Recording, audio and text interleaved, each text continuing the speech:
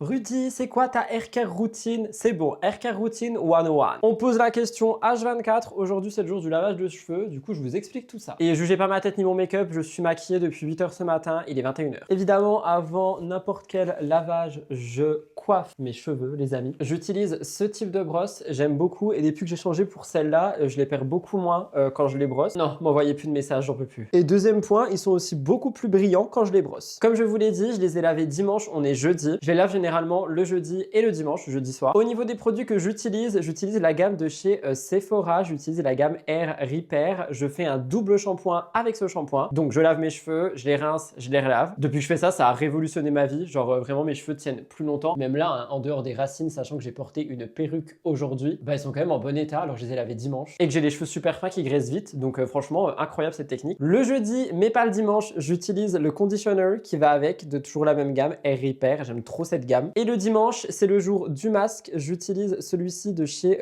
Beauty Bay, Hair Repair également, mais c'est pas du tout, genre ils sont pas ensemble quoi. Mais j'utilise depuis belle lurette et j'adore. Après, une fois que mes cheveux sont mouillés, je fais d'autres choses, j'utilise d'autres produits, je vous montre tout ça dans un instant. Je sors de la douche, j'ai fait ma skincare. Si j'ai les yeux rouges, c'est normal. J'ai littéralement bu mon nettoyant par les yeux. Si ça résonne aussi, c'est normal, il fait super chaud. Première étape, quand je sors de la douche, avant d'appliquer le moindre produit, je prends un peigne démêlant et je viens démêler très gentiment mes points et mes longueurs. Et quand je dis très gentiment, c'est très gentiment. Genre vous aimez vos cheveux plus que votre propre personne. On est littéralement perdu un seul, c'est génial. Avant de passer à l'étape du séchage, j'applique un produit qui est presque fini, mais j'en ai un autre. C'est de la même gamme Beauty Bay que le masque et tout ça, sauf que c'est le Hair Serum qui permet de smooth and shine. J'en mets une petite quantité dans ma main, je viens chauffer le produit dans mes mains et je passe tranquillement dans mes cheveux. Comme ça, mes cheveux peuvent boire tranquillement le produit et tout y va bien dans le monde. Une fois que c'est fait, je passe au séchage. J'utilise le Dyson Airwrap avec 7 embouts si je veux uniquement les sécher. Généralement, c'est ce que je fais le dimanche. Sauf que là, on est jeudi, donc demain, j'ai encore des tournages. Donc, j'utilise l'embout lissant pour terminer le séchage. Je commence à sécher avec le premier embout et je continue avec celui-ci pour avoir un petit effet genre au moins lisse. Comme ça, demain, j'ai pas à me coiffer et tant mieux.